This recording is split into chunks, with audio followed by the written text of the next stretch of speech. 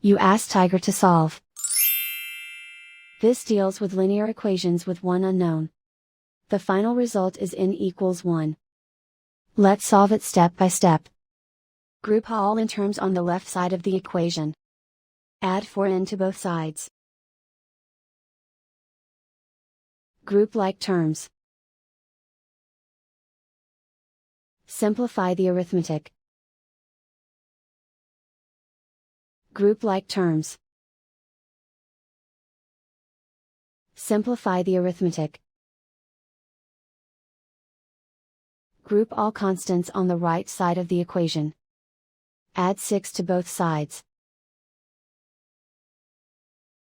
Simplify the arithmetic.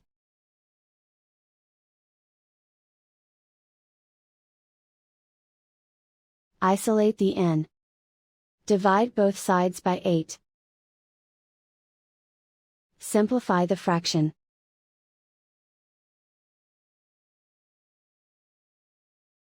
And so the final result is n equals 1.